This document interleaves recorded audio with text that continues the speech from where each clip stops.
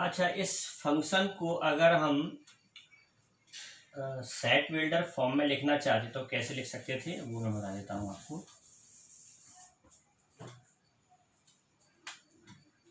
f is a function such that the set of all ordered pair x y where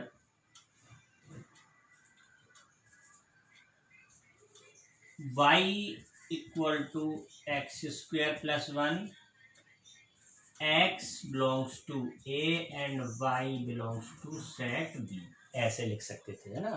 तो मैंने आपको बोला था कि वो जो f of x equal to x square plus 1 है या f of x equal to y, तो वाई और एक्स में क्या रिलेशन है, वाई एक्स स्क्वायर प्लस 1 के इक्वल है, ठीक है। तो एक्स क्या है, इस फंक्शन में इनपुट है, क्या हम फंक्शन को दे सकते हैं, वो फंक्शन का डोमेन बन जाता है, इनपुट बोलते हैं उसी को। और क्या हम फंक्शन से आउटपुट ले सकते हैं, वही फंक्शन का रेंज बन जाता है। तो यहाँ हम इस फंक्शन के जो मैंने एग्जांपल में लिया है, इसके डोमेन और रेंज की बात और कर लेते हैं। डोमेन क्या है, रेंज क्या है, कोडोमेन क्या है। तो डोमेन, कोडोमेन और रेंज के बारे में बात करने से पहले मैं एक बार और आपको इधर ले जाता हूँ फंक्शन की डेफिनेशन पे। और इस relation f is set to be a function if every, पहली चीज तो हमें ध्यान रखना है कि सेट, कोई भी रिलेशन फंक्शन तब बनता है जब सेट ए में कोई भी एलिमेंट बचे ना, मतलब सारे के सारे एलिमेंट सेट बी के एलिमेंट से अपना कोई कनेक्शन रखते हो। कोई एलिमेंट सेट ए में नहीं बचना चाहिए, इसलिए एवरी वर्ड लगाया है। एवरी एलिमेंट ऑफ सेट ए, यानी सेट ए का कोई भी एलिमेंट बचना नहीं चाहिए, सारे के सारे एलिमेंट सेट बी के किसी न किसी एलिमेंट के साथ कनेक्ट हो जाने चाहिए, ठीक है। दूसरी चीज of set A has one and only one, मतलब सेट ए के हर एक एलिमेंट की इधर एक यूनिक इमेज होनी चाहिए। मतलब ऐसा नहीं हो कि -1 1 से भी जुड़ा हुआ है, -1 3 से भी जुड़ा हुआ है ना। इस तरह की अगर सिचुएशन बनती है, जैसे कोई एलिमेंट है सेट ए में और इसमें ये एलिमेंट इससे भी जुड़ा हुआ है, ये एलिमेंट इससे भी जुड़ा हुआ है, तो फिर ऐसा नहीं हो सकता। ये फिर यूनिक इमेज वाली बात नहीं है। यूनिक का मतलब वन एंड ओनली वन, एक ही इमेज हो सेट ए के हर एक एलिमेंट की, सेट बी में एक ही इमेज होना चाहिए। एक से ज्यादा इमेजेस हो जाते हैं तब वो रिलेशन तो होगा लेकिन फंक्शन नहीं होगा, ठीक है। तो हम यहाँ डोमेन और कोडोमेन की बात, डोमेन कोडोमेन और रेंज की बात और कर लेते हैं। तो अगर हम इस फंक्शन के डोमेन की बात करते हैं तो इसको ऐसे लिखेंगे डी ऑफ एफ, मतलब डोमेन ऑफ द फंक्शन। तो ऐसे सिंबॉलिकली लिख लेते हैं, डोमेन पूरी स्पेलिंग में लिख सकते हैं।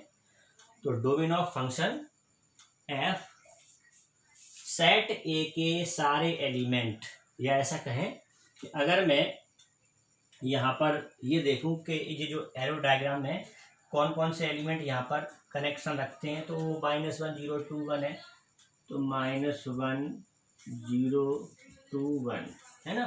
Every element of set A becomes domain of the function and range of the function R F. तो जो यहाँ पर कनेक्शन है, मतलब जो ये यहाँ पर इस सेट बी में जो जो इमेजेस हैं, है ना, जैसे देखो 1 इमेज है, 2 इमेज है, 5 इमेज है, इसके अलावा और तो कोई इमेज है नहीं। तो यहाँ पे मैंने लिखा 1 2 एंड 5, ये इस फंक्शन की रेंज हो जाएगी। अगर मैं कोडोमेन की बात करता हूँ तो कोडोमेन क्या हो जाएगा, कोडोमेन पूरे का पूरा सेट भी हो जाएगा जो आपको लिखा है 0 1 2 3 4 5, ठीक है। और ये बात भी क्लियर है कि रेंज हमेशा कोडोमेन का ही सबसेट होती है, यानी कि कोडोमेन के ही कुछ एलिमेंट्स या सारे एलिमेंट रेंज बन जाते हैं, ठीक है। इसमें देखो 0 किसी की भी इमेज नहीं है, 3 किसी की भी इमेज नहीं है, 4 किसी की भी इमेज नहीं है, तो 0 3 और 4 ये तो रह गए, तो ये रेंज में नहीं आएंगे, बाकी एलिमेंट्स आपके रेंज आ जाएंगे, रेंज में आ जाएंगे। जो भी इमेज हैं यहाँ के किसी न किसी एलिमेंट की इमेज है तो वो सब आपके रेंज में आ जाते हैं, ठीक है। तो ये डोमेन, कोडोमेन और रेंज का कंसेप्ट है। इस तरह से हम किसी फंक्शन की डोमेन, कोडोमेन और रेंज बता सकते हैं।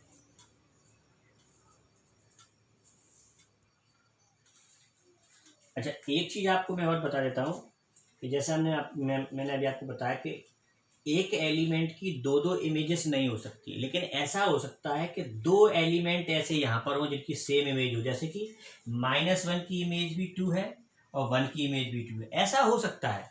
लेकिन ऐसा नहीं हो सकता कि सेट ए के किसी भी एलिमेंट की दो या दो से ज़्यादा डिफरेंट इमेजेस हों, फिर वो फंक्शन नहीं हो सकता। फिर वो रिलेशन तो होगा लेकिन फंक्शन नहीं होगा। लेकिन फंक्शन में दो या दो से ज़्यादा एलिमेंट ऐसे हो सकते हैं जिनकी सेम इमेज सेट बी में हो। ठीक है, इस तरह का फंक्शन बन सकता है।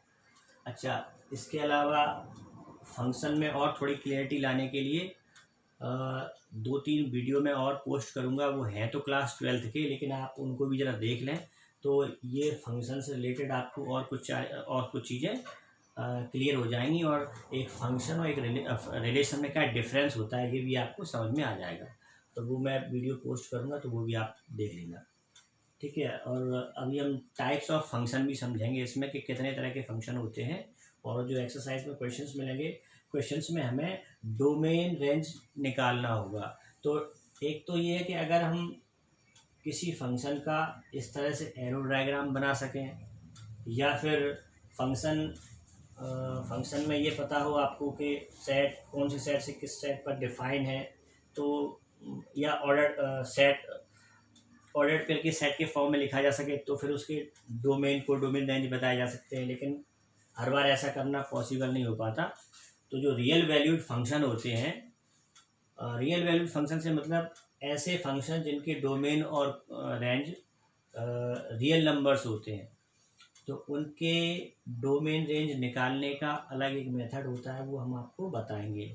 ऐसे ही क्वेश्चन हमें एक्सरसाइज में मिलने वाले हैं।